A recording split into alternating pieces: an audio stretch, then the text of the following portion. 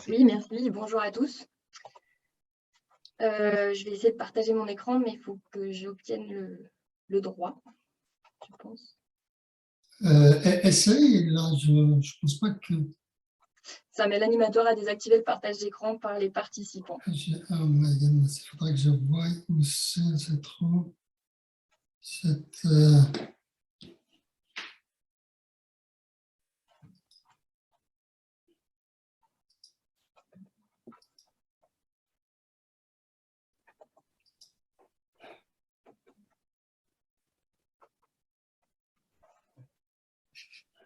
Je viens de te le donner, Véronique, essaye.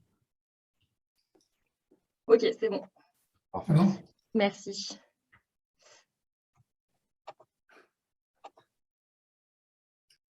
Oui, donc il va s'agir d'une présentation à deux voix avec ma collègue Frédérique Dumont.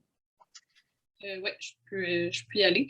Donc, voilà, donc comme mentionné, on va vous présenter la phase 3 du projet d'évaluation préliminaire du risque lié aux inondations. Véronique et moi, on est toutes deux professionnels de recherche dans le laboratoire de recherche en géomorphologie et dynamique fluviale dirigé par Thomas Buffet-Bélanger. Et le projet est le fruit d'une collaboration entre l'UQAM et l'Université Concordia.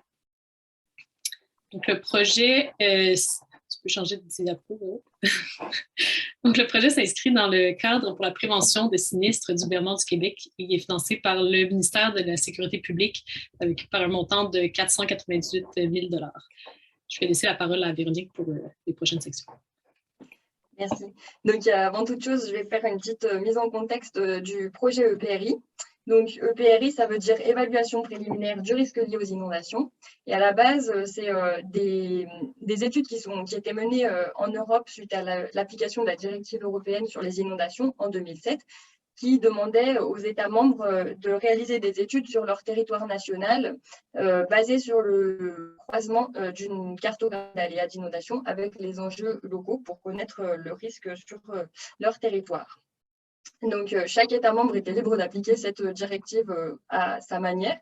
Et donc, différents types d'inondations étaient pris en compte, différentes fréquences de crues étaient étudiées et différents types d'approches ont été appliquées en fonction du pays, allant par exemple de l'analyse hydrologique à la simple, entre guillemets, étude des niveaux d'eau historiques. Au Québec, le MSP a fait le constat en 2016 qu'une telle connaissance du risque lié aux inondations à l'échelle du territoire québécois n'existait pas. Et donc, le projet EPRI québécois a vu le jour en 2016 et était voué à tracer un portrait national du risque lié aux inondations par le croisement d'espaces d'inondabilité avec trois types d'enjeux, les logements, les habitants et les routes. Différentes phases de travaux se sont succédées pour le développement et l'application d'une méthodologie simple d'évaluation du risque lié aux inondations. Donc, le projet EPRI s'est déroulé en parallèle et en partenariat avec le projet InfoCru mené par le MELCC qui fournit actuellement les cartes d'aléas exploitées dans les calculs du risque de l'EPRI. Pour ce qui concerne la vulnérabilité, une des bases de données exploitées est celle du projet Oracle 2 mené par le MSP également, qui produit des empreintes de bâtiments du territoire québécois. Donc, trois objectifs principaux du projet EPRI sont identifier les zones pouvant nécessiter une attention particulière concernant donc, le risque d'inondation et qui pourrait demander une analyse plus poussée et plus fine dans un second temps. Caractériser l'évolution et l'exposition des personnes et des infrastructures selon l'inondabilité et soutenir les choix d'orientation en lien avec la réduction du risque lié aux inondations. Donc ici, je vais vous présenter la méthode de calcul qu'on a mis en place pour cela. Et puis dans un second temps, ma collègue Frédérique présentera les produits de consultation des résultats qui en résultent, des résultats de l'EPRI. Donc l'EPRI québécois, c'est 6 indicateurs qui concernent les logements, les habitants et les routes, comme je l'ai dit, exprimés en valeur absolue et en valeur relative, donc en pourcentage. Dans un premier temps, il s'agit donc d'extraire des bases de données exploitées les éléments qui sont contenus au sein de la zone d'étude, donc au sein des limites d'un bassin versant, puisque le bassin versant est l'unité de calcul de l'EPRI. Pour ce qui concerne les habitants et les logements, on utilise donc les polygones de bâtiments qui sont produits par le projet Oracle 2. Et pour ce qui concerne les linéaires routiers, on utilise la base de données AccuRéseau mise à disposition par l'UMERN. Il y a un troisième type de données qui est utilisé, donc comme je l'évoquais, c'est les données d'aléas du projet InfoCru. Dans le cadre de l'EPRI, on exploite 3 types d'espaces d'inondabilité qui représentent des inondabilités fréquentes, moyennes et rares. Et pour chacun de ces débits, on croise la donnée d'aléa avec la vulnérabilité afin de déterminer quels sont les bâtiments et les tronçons routiers qui sont inondés ou pas pour chacun des débits étudiés. Ensuite, on calcule à proprement parler les indicateurs de l'EPRI au sein de limites de 6 découpages spatiaux. Donc, on utilise des limites qui sont de type administratif, statistique, qui correspondent au recensement canadien, les limites hydrographiques des bassins versants, ou encore des limites arbitraires, puisqu'on a tracé un maillage homogène de 1 km² sur l'ensemble du territoire québécois. Donc, au sein de chaque unité spatiale de ces 6 découpages, on calcule le nombre total d'éléments présents, le nombre d'éléments inondés par chacun des débits, ce qui nous permet de calculer ensuite le pourcentage d'éléments inondés à chaque fois. Et enfin, donc, il s'agit de représenter les résultats par cartographie d'une part, avec différents types de figurés selon la nature de la donnée, et d'autre part par graphique, ce qui permet de fournir à l'utilisateur de l'EPRI différents types de points de vue afin de complémenter les analyses du risque lié aux inondations. Alors, afin d'appliquer cette méthode à l'échelle du Québec, parce que le but c'est de calculer les EPRI sur l'ensemble des bassins versants du Québec méridional, on a automatisé la méthode de calcul et donc on a développé 2 boîtes à outils sous le logiciel ArcGIS, une boîte à outils manuelle qui contient une dizaine d'outils et qui, comme illustré sur cette image, permet d'appliquer de manière modulable les différentes étapes de la chaîne de traitement pour obtenir les EPRI.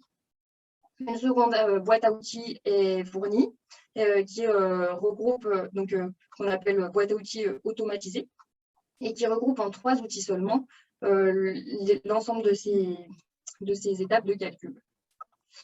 Afin d'appliquer donc cette méthodologie, on suggère une organisation des données exploitées dans les calculs et résultantes de ces calculs sous forme de dossiers et sous-dossiers, qui permet d'optimiser l'application de cette méthode automatisée.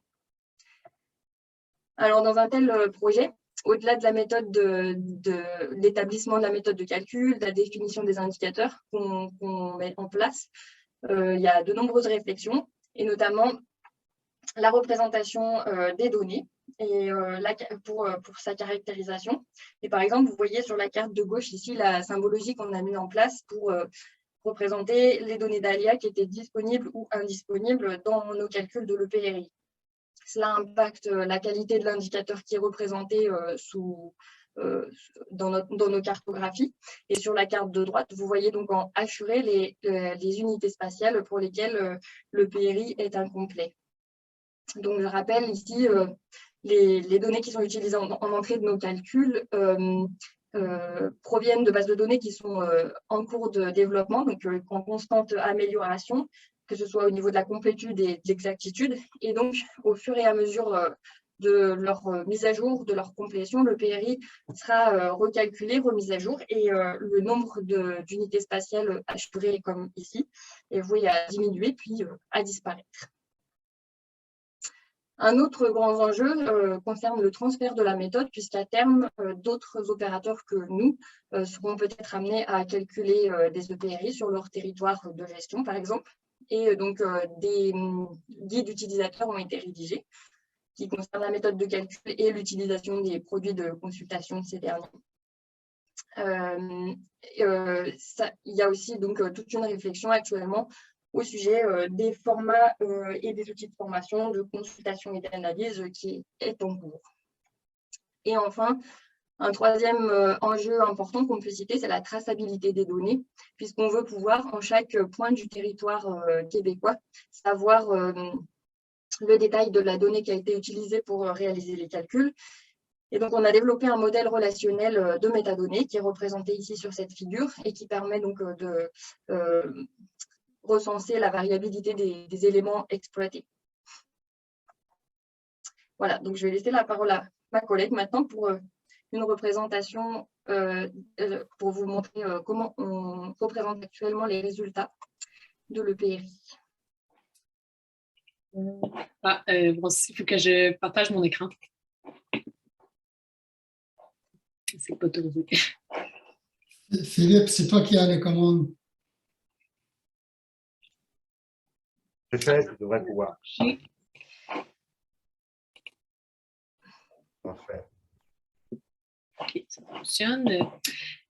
Donc, comme Véronique l'a mentionné, je vais faire une courte démonstration de l'utilisation des produits de l'EPRI sous forme cartographique et graphique. Éventuellement, ce n'est pas leur forme finale, mais ces produits-là seraient mis à disposition d'une variété d'usagers qui en auraient besoin dans le cadre de leur fonction pour la gestion du territoire.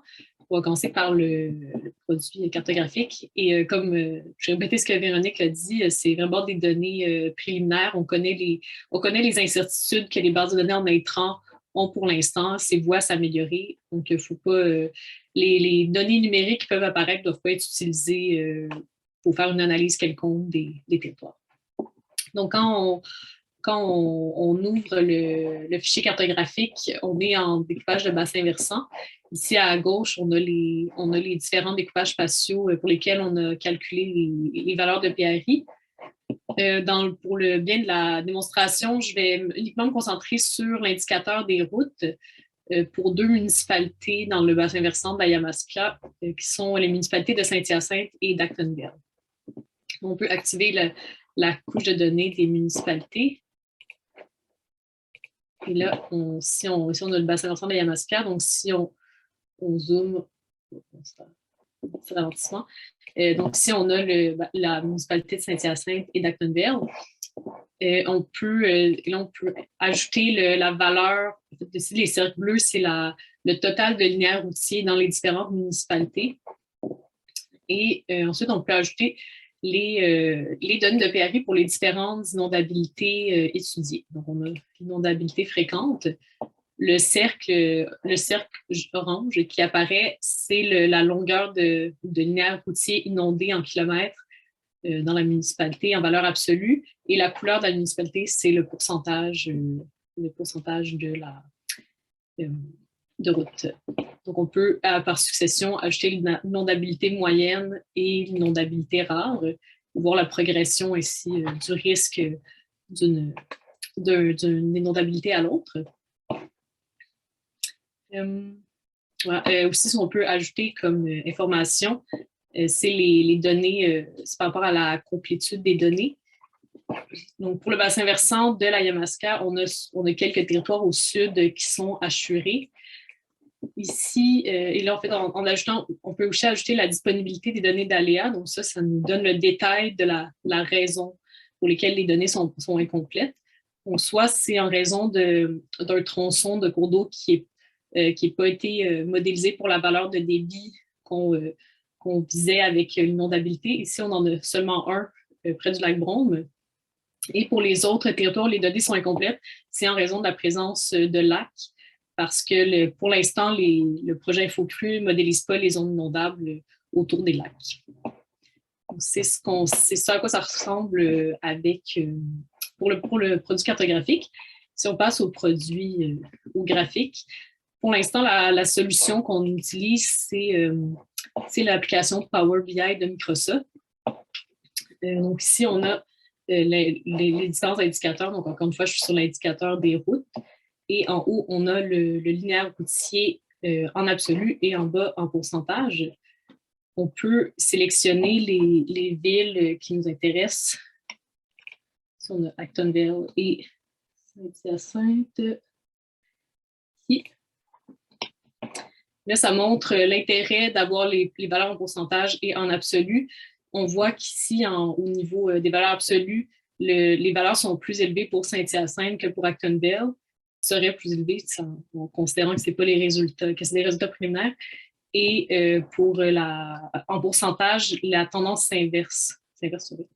Donc, c'est important. Les deux éléments peuvent être intéressants dans l'analyse. Et ce qui est intéressant avec ce type de graphique interactif, c'est aussi qu'on peut changer de niveau hiérarchique. Donc, en ce moment, sur l'acte des X, on a les municipalités, mais on peut passer en axe des X au MRC ou bien aux régions administratives, ce qui permet d'avoir un portrait différent du territoire. Là, ce qu'on voit, c'est qu'en surbrillance, c'est pour la colonne, pour les barres de la Montérégie, ce sont les villes qui étaient sélectionnées, qui sont représentées, et on voit le total pour la région administrative à l'arrière. Donc, c'est ça. Ça permet, en fait, tout ça combiné avec la représentation cartographique, en tant que gestionnaire, ça permet rapidement de cibler quel territoire est plus susceptible d'être impacté par les inondations et où les efforts de prévention devraient être concentrés en priorité. Donc, je vais repasser la parole à Véronique. Et moi, je vais repartager mon écran. C'est bon.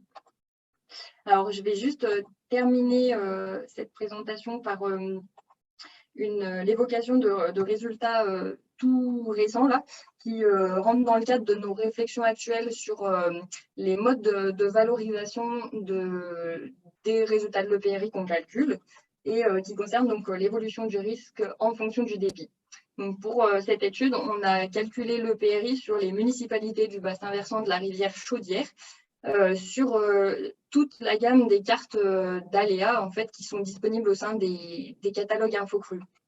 Donc, ce qui fait qu'on a bénéficié d'une gamme de 37 débits spécifiques et ça nous permet de tracer les graphiques illustrés sur cette image, où on a en ordonnée le risque lié aux inondations, donc nos 3 indicateurs qui sont représentés en 3 couleurs, les habitants en rouge, les logements en vert, les routes en bleu. Et en abscisse, donc l'évolution du débit spécifique, ici exprimé en débit spécifique. Voilà, donc on voit ici sur 4 municipalités tirées au hasard parmi toutes celles du bassin versant, plusieurs patrons d'évolution avec différents seuils d'augmentation du risque qui peuvent être donc qui peuvent correspondre à des augmentations brutales comme ici sur la municipalité A ou alors à des augmentations plus régulières sur la municipalité B par exemple. On a des variations relativement limitées dans le cas de la municipalité D. Donc, ça n'est que le début d'une analyse qu'on va pousser un peu plus loin. Et puis, les prochaines étapes correspondent à la conversion de ces débits spécifiques en débits classiques, entre guillemets, puis en termes de fréquence de récurrence, si possible, qu'on essaierait de comparer avec des valeurs caractéristiques telles que Q20, enfin des fréquences de récurrence de 20 ans, 200 ans, 350 ans, par exemple, pour étudier à quelle récurrence chaque municipalité voit son risque augmenter fortement, par exemple. On pourrait comparer chaque municipalité, enfin, comparer le contexte géologique ou certains facteurs morphométriques tels que l'air drainé, par exemple, de chaque municipalité pour essayer d'expliquer les différents patrons d'évolution qu'on observe. Et puis, au-delà de la comparaison entre les municipalités elles-mêmes, on pourrait faire des comparaisons entre bassins versants. Donc ici, encore une fois, ce sont des résultats préliminaires et les bases de données qu'on utilise pour le moment sont incomplètes, imprécises par certains aspects. Donc, au fur et à mesure de leur mise à jour et de leur complétion, les précisions de nos résultats devraient s'améliorer. Et on espère pouvoir bientôt essayer de soit expliquer ou s'assurer que la différence, par exemple, entre l'évolution du nombre d'habitants et de logements qu'on observe ici est normale ou est-ce qu'elle est liée juste à l'imprécision de la base de données pour l'instant. Voilà, ce n'est qu'un exemple de ce qui sera possible de faire. Et je m'arrête là et je vous remercie pour votre attention.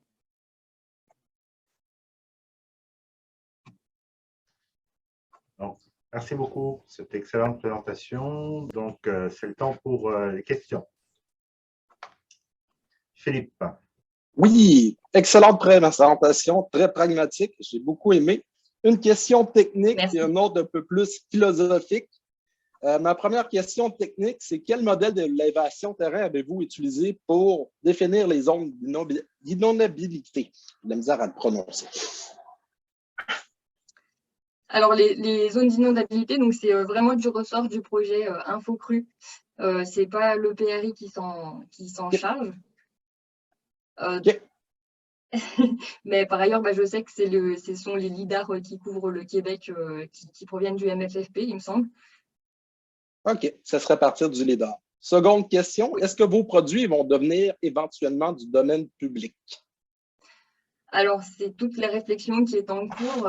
On veut les mettre à disposition d'un public plus large, c'est sûr, mais le destinataire vraiment, on est en train de considérer est-ce qu'il serait possible justement de le mettre à disposition seulement des décisionnaires, des gestionnaires territoriaux ou du grand public vraiment, et ça nécessiterait toute une mise en forme de la donnée, vraiment une explicitation du contenu, enfin beaucoup de choses. Donc, on espère, mais ça reste à voir. Merci. Merci, Véronique. Daniel? Au micro. J'avais une question. Dans le fond, dans ton dernier acétate, là, tu mettais logement, habitant, puis route.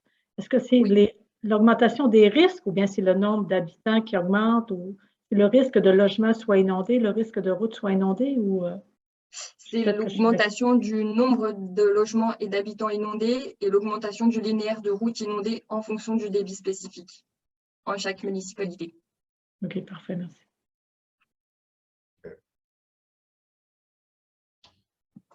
D'autres questions? Alexandre? Merci pour la présentation. J'ai une question un peu juste de compréhension, de précision. Vous parliez justement du projet Oracle 2 qui aide à produire des limites, on va dire, des polygones des bâtiments. Est-ce que c'est le même projet aussi en lien avec le référentiel des bâtiments que le gouvernement du Québec veut produire? Ou j'ai de la difficulté à savoir quel est le projet en cours qui va être chargé de faire les limites de polygones? Celui-là, le projet Oracle a en partie comme mission de produire les empreintes de bâtiments sur l'ensemble du territoire québécois. Après, je ne sais pas si c'est le seul projet, mais j'imagine qu'il n'y en a pas plein. Ce serait illogique pour moi, mais je ne sais pas. Je ne suis pas en mesure de répondre s'il s'agit de celui auquel vous pensez. Merci, Alexandre. Maxime? Oui, salut Véro, salut Frédéric, super présentation. Je l'ai peut-être manqué, là vous avez travaillé sur 5 ou 6 bassins versants. Est-ce que le MSP souhaite comme l'étendre à tous les bassins versants du Québec méridional? Si oui, est-ce que dans le projet, il y a comme un transfert de connaissances pour que ça soit géré par eux par la suite? Ou, Alors oui, le but à l'origine, c'est de calculer le PRI sur l'ensemble des bassins versants du Québec méridional, justement. Et on a du mal là, à ce jour, on pensait avoir calculé beaucoup plus de bassins versants, mais finalement, on est dépendant de la production à la fois des cartes d'aléas par InfoCru et des polygones de bâtiments par Oracle 2, qui progressent en même temps que le PRI. Donc, tout dépendra de la vitesse de la mise à disposition de ces données-là.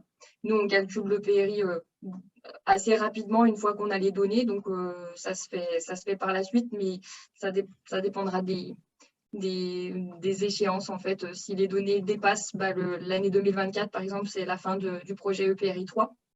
Il y aura peut-être à transférer vraiment la compétence de calcul au MSP ou alors à des gestionnaires, enfin des opérateurs autres à définir, quoi. Si je peux ajouter à ce que tu disais, Véro, il y a aussi une partie du projet qui est on a rédigé des guides de la méthode vraiment de A à Z de calcul. Fait que le but, c'est que quelqu'un, par exemple au MSP, puisse mettre à jour éventuellement les données ou calculer des nouveaux bassins versants si on n'a pas reçu à la fin du projet tous les bassins versants qu'on désirait avoir. Oui, voilà, parce que, pardon, au-delà du calcul Sur les bassins versants, il y a après la mise à jour régulière en fonction de l'arrivée de données plus fraîches, même sur les bassins qui ont déjà été calculés, quoi. C'est deux choses différentes qui vont coexister, en fait, finalement.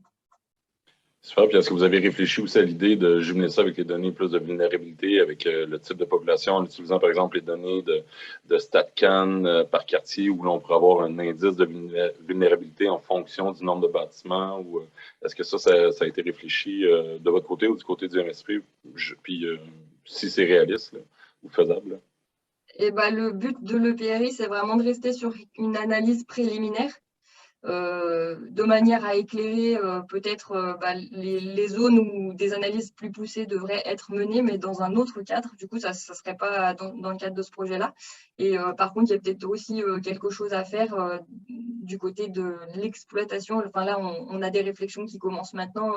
Qu'est-ce qu'on pourrait tirer parti de ces indicateurs-là.